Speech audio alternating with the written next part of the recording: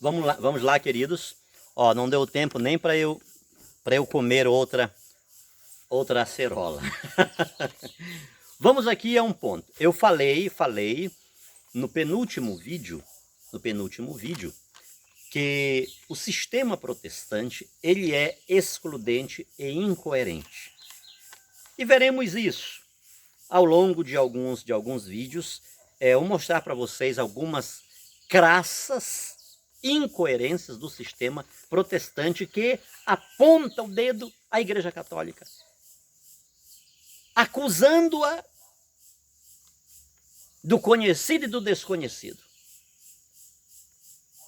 Na Igreja Católica não tem salvação, na Igreja Católica todo mundo está perdido,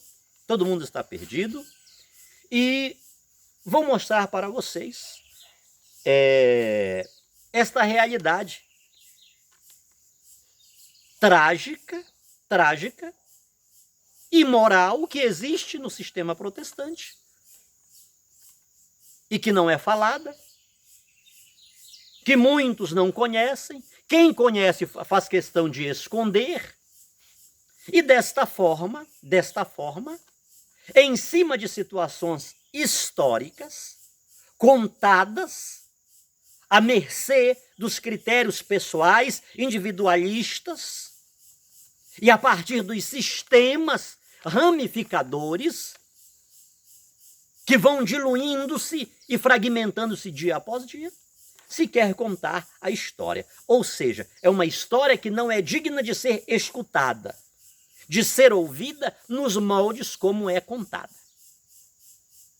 Porque é contada de uma forma acusadora, de uma forma insana, de uma forma onde não se quer contribuir, não se quer construir, não se quer contribuir, mas se quer destruir, se quer despersonalizar gratuitamente.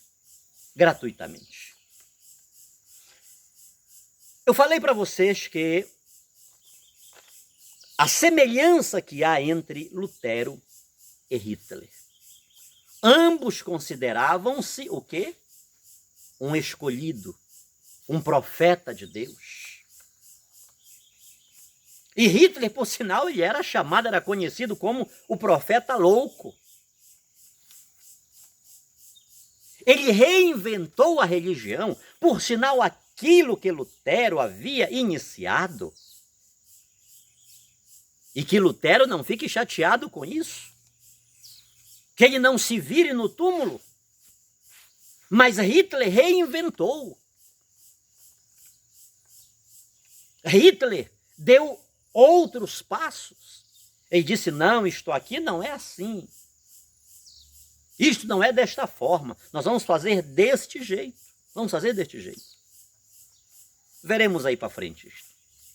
Então, tanto Martinho Lutero como Hitler, eles consideravam-se como profetas, como escolhidos de Deus para realizar uma missão que não foi realizada. Nem segundo aquilo que eles queriam, e menos ainda segundo o que Deus queria. Que eles tivessem proclamado-se um profeta de Deus para tentar realizar o querer de Deus, a vontade de Deus, mesmo Deus não tendo-os escolhido, seria uma coisa. Mas a iniciativa deles não foi nem uma coisa e nem outra. E eles não conseguiram nem realizar aquilo que de fato queriam, e menos ainda, repito-me, o querer de Deus. Então observe, vou traçar um pequeno paralelo entre estas duas realidades, Lutero e Hitler, que consideravam esses gigantes de Deus para realizar uma reforma, uma volta às origens, uma comunhão real com Deus. E eu dizia já no vídeo anterior, cuidado com o falso zelo. Cuidado, queridos, cuidado. Não se autoproclame chamado por Deus, por Nossa Senhora, para renovar a igreja, sobretudo falando mal, expondo, ridicularizando a igreja, os bispos, o Papa, aquilo que temos de sagrado na igreja. Maria Santíssima é a igreja, queridos. Não esqueça disso. Antes de mim, antes de você, antes dos apóstolos, ela foi a igreja sozinha. Tudo aquilo que a igreja virá a ser, Maria foi sozinha. Esse Espírito Santo que divorcia, que separa, que divide, com certeza não é o Espírito Santo que fecundou Maria Santíssima e que Jesus enviou à igreja.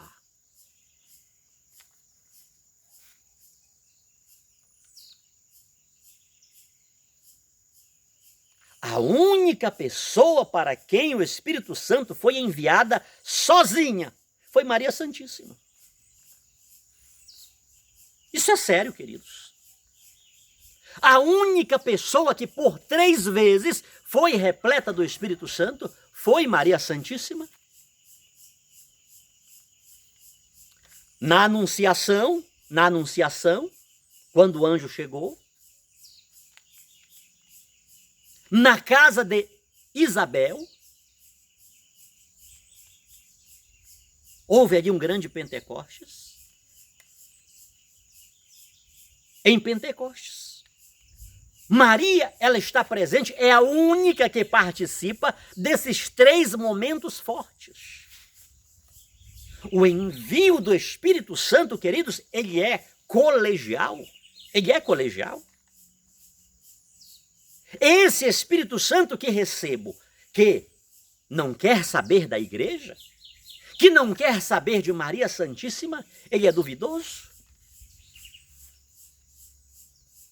E esse mesmo Espírito Santo Jesus enviou à igreja. Isso aqui é sério, queridos, isso aqui é sério. Por isso estou dizendo, cuidado em se autoproclamar um escolhido, uma escolhida por Deus para renovar, para voltar às origens, porque está tudo destruído, está tudo acabado, é só uma imoralidade, é só uma prostituição, a igreja está decomposta, a igreja subtraiu-se de si mesma, da sua essência, e está do jeito que está. Deus me chamou, Deus me escolheu. O Espírito Santo foi dado à igreja. O Espírito Santo foi dado à igreja, queridos.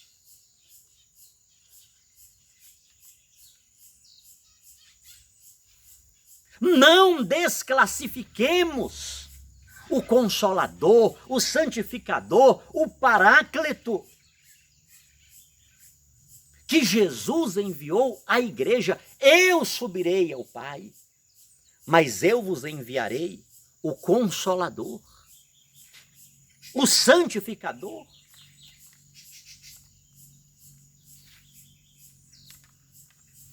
A igreja dos 12 apóstolos, queridos, a igreja dos 12 apóstolos, ela era cheia do Espírito Santo. Os 12 apóstolos eram cheios do Espírito Santo. Aquele evento de Atos, que lá no cenáculo, todos foram cheios do Espírito Santo. O Espírito Santo desceu sobre todos. Todos falavam línguas. Aquelas línguas de fogo veio sobre todos.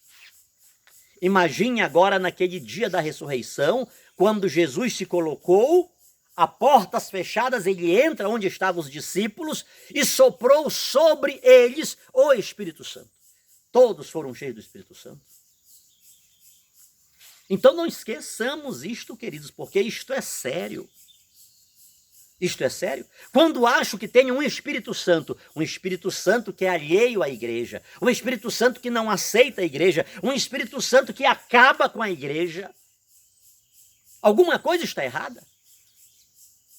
Porque os apóstolos que eram repletos do Espírito Santo, eles não fizeram isso com a igreja. Eles lutaram pela igreja, eles aconselharam, eles admoestavam. São Paulo chamou lá em Atos capítulo 20, de Mileto, ele chamou os anciãos da igreja e ele mandou ver. Cuidai de vós e de todo o rebanho, sobre o qual o Espírito Santo vos constituiu bispos para apacentar o rebanho, para apacentar a igreja. que Jesus comprou com o seu próprio sangue, e eu bem sei que depois da minha partida se levantarão lobos vorazes que não perdoarão o próprio rebanho, e dentre vós mesmos se levantarão lobos cruéis que não perdoarão o próprio rebanho. Então o Espírito Santo, queridos, Jesus enviou à igreja. Eis porque digo, não desclassifique, não despersonalize o santificador, o paráclito que Jesus enviou à igreja. Eu vou, mas não vos deixarei órfãos. Eu vos enviarei o Consolador.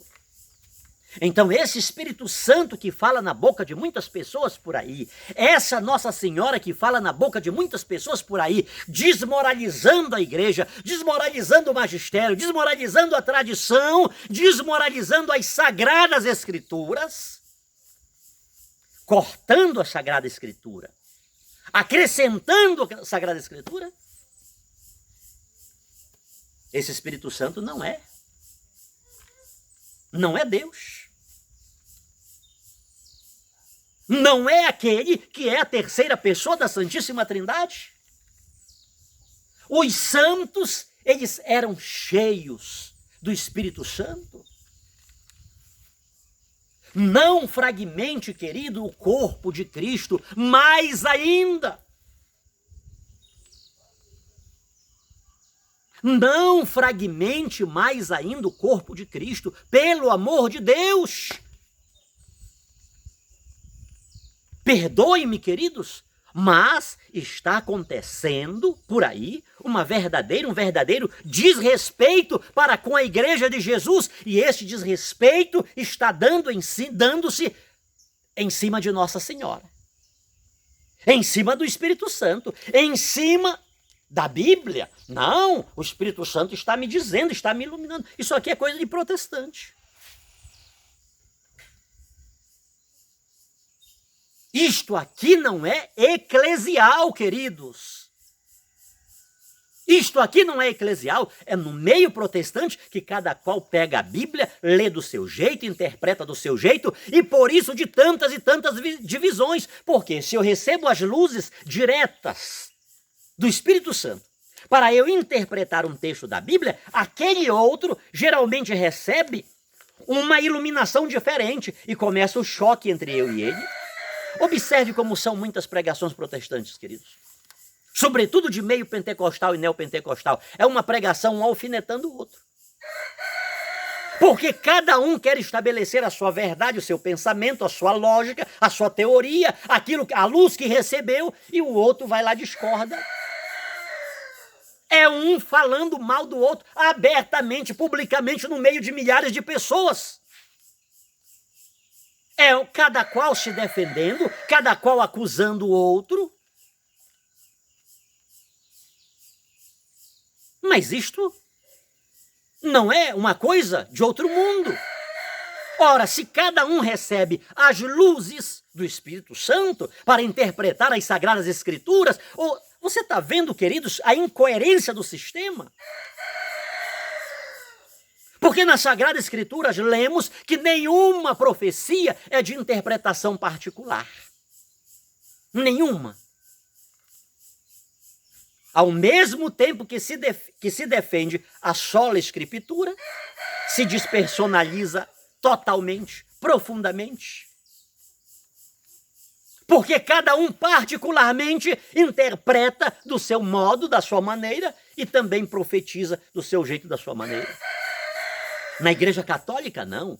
Nós temos a sagrada tradição, nós temos o sagrado magistério, que não está acima das Sagradas Escrituras, mas é servo das Sagradas Escrituras. Eles estão para interpretar os textos sagrados de forma sóbria, sólida e iluminados pelo Espírito Santo.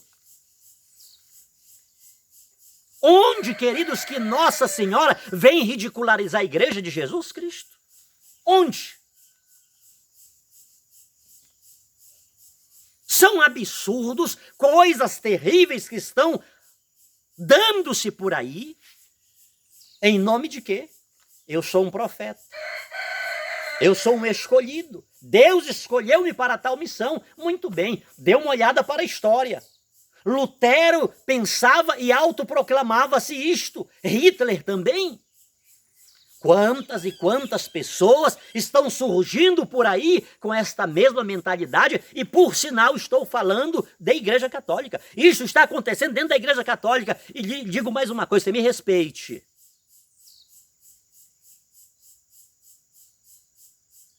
Você não me procure. Passe longe de mim com essas ideias, sem vergonha, sem critério, sem escrúpulos. Nossa Senhora não fala essas aberrações. Se teve alguém que nesta terra foi cheio do Espírito Santo, foi ela. Por ela eu meto a mão no fogo, por você não. Repito-me, isso é coisa de protestante, é coisa de protestante. Não se demore, eu repito o que Jesus disse, e vocês por que não vão também? Vão logo. Jesus disse para Judas, o que tens para fazer, faze-o logo, não demora não. As palavras duras de Jesus, quando Pedro disse, quem pode suportá-las?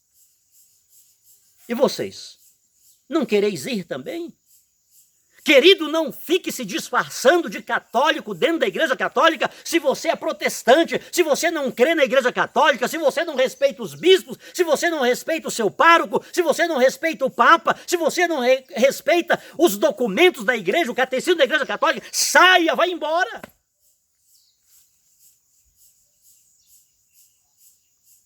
Pegue a Bíblia, mas pegue os documentos da igreja, pegue o catecismo da Igreja Católica, pare com essa ideia, estou recebendo de Deus, Nossa Senhora está aqui. Para com essas besteiradas, querido.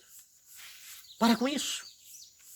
Jesus entregou o Espírito Santo à igreja. Nossa Senhora não é contra a igreja e o Espírito Santo menos ainda. Que é a terceira pessoa da Santíssima Trindade. E se alguém lhe mandou separar, se alguém lhe mandou dividir, se alguém lhe mandou renovar nesses moldes, esse alguém foi Satanás. Não foi Nossa Senhora. Não foi o Espírito Santo. E tome cuidado. Sobretudo você católico, você tome cuidado, porque o que restou para Lutero, o que coube a Lutero, ainda tem sobrando para mim e para você. Lutero viveu, isso aqui está escrito, queridos, eu não tenho agora de mente, mas o Lutero viveu para escrever, os evangélicos, eles, é punho de Lutero, os evangélicos estão 7 vezes piores.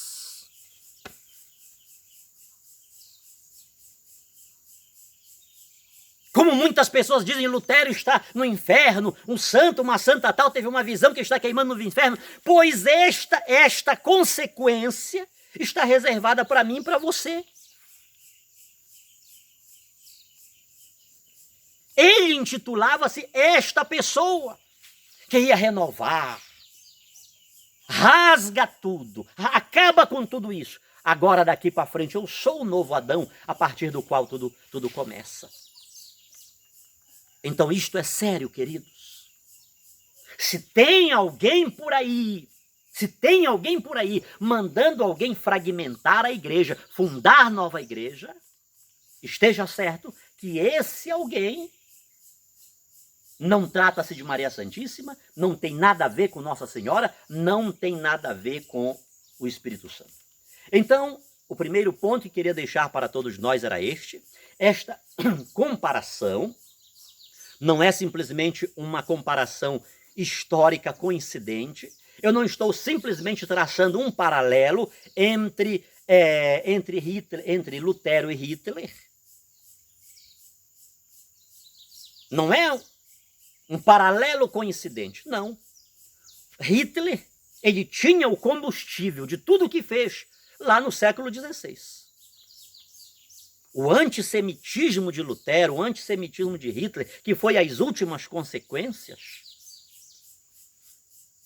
Então, este primeiro ponto, ambos consideravam-se um profeta, um escolhido de Deus para fazer o que fizeram. Tenhamos cuidado com isso, queridos.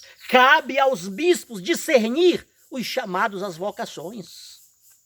Esse chamado que não passa pela igreja, esse chamado que não se submete à hierarquia, esse chamado que não se submete à comunhão eclesial. Alguma coisa está errada. Em segundo momento, um segundo ponto, se por um lado Lutero e Hitler se consideravam profetas de Deus, o que Lutero fez com a Bíblia, não obstante a sola Escritura, Hitler continuou. Este segundo ponto veremos no próximo vídeo. Que Deus nos abençoe, que Deus nos guarde, Repito-me, não olhe para isto, não olhe para o irmão protestante com ódio. De jeito nenhum, queridos. De jeito nenhum. Se eles não nos amam, diante do estou salvo, vocês estão no inferno, olha, alguém que diz que está salvo e que não ama, ainda que eu fale a língua dos homens e a dos anjos, sem a caridade eu não sou nada. Não dê muito crédito para isso. Agora, eu e você, não passe ao lado de um irmão protestante, vire a cara, cuspa no chão. Não negue um bom dia, uma boa tarde, uma boa noite. Mostre que você tem Deus. Até porque muitos, e tem uma ala do movimento reformador desse sistema que de fato não conhece isso, queridos. Então não adianta a gente ir por este lado. Não adianta. É preciso ter muito carinho, muito amor, muito respeito. Muito respeito. E muitas pessoas, se abrirem um livro de história e se depararem com uma informação desta, queridos, eu poderia falar para vocês tantas coisas que Lutero escreveu, que ele falou. Se determinadas pessoas abrem um livro, vão pegar e vão rasgar e dizer, isso aqui é mentira. Isso aqui é mentira. Vai ignorar. Porque para estudar a história, até isso, São Tomás de Aquino dizia que a teologia deve ser estudada de joelho, ou seja, em espírito de oração. Em espírito de oração, queridos. Até para a gente estudar é preciso uma iluminação do Espírito Santo, para a gente não fazer besteira e para a gente não desistir e para que a gente possa ter uma dinâmica sóbria e equilibrada diante daquela informação que vamos ter. Então, o que estou dizendo aqui, se é uma realidade, e eu tenho testemunhado isso, quantos irmãos protestantes? Basta você estar com um crucifixo, uma camisa estampada com a imagem de Nossa Senhora, de um santo, de uma santa, eles viram a cara, cospem. Eu já vivi isso várias vezes, queridos. Eu já vivi isso. Essa é uma das razões que me faz dizer. Se este é o sistema reformador, se isto é Jesus, é procedimento de quem tem Jesus, como eles dizem que nós católicos não temos Jesus, eu prefiro ficar sem Jesus. Eu vou continuar por aqui mesmo sem Jesus. Porque quem tem Jesus, queridos, ele exala o perfume de Jesus. Ele mostra Jesus na sua vida, na sua atitude. Estevão estava sendo lapidado, apedrejado. E ele não amaldiçoou aqueles que lhe estavam apedrejando. Com sobriedade, ele fez uma explanação da história da salvação até Jesus Cristo. E ainda disse, Senhor, não imputes a sua maldade. E todos que para ele olhavam, viam o seu rosto como o rosto de um anjo. Policarpo não humilhou os seus algozes. Os santos, queridos, que são retirados do sistema protestante, eles tinham um grande modelo de santidade. Aquele que na cruz disse, Pai, perdoa-lhes, porque não sabem o que fazem. Ultrajado, humilhado, dilacerado, ele morre amando, ele morre abençoando, ele morre salvando, dizendo para aquele seu companheiro de cruz, hoje mesmo estarás comigo no paraíso. Basta que cada um de nós reconheçamos a verdade. A verdade que existe, a verdade que é cognoscível. Não é a verdade que eu invento, que eu quero que seja verdade, a verdade que eu quero universalizar, mas a verdade que é a verdade. E Jesus disse: eu sou o caminho, a verdade, eu sou a vida. Então, quem conhece de fato a verdade, quem é de Deus, você lembra dessa máxima que eu pregava muito? Para pegar a atenção dos católicos? Quem é de Deus, ouve a palavra de Deus. Quem não quer escutar a palavra de Deus, porque não é de Deus. Então Jesus é a verdade. É preciso que a gente caminhe na direção da verdade, com sobriedade, com a disposição do coração, claro, iluminado pelo Espírito Santo, para que possamos aceitar a verdade como ela é. Que Deus nos abençoe, um grande abraço. Eu volto no próximo vídeo ainda com este tema.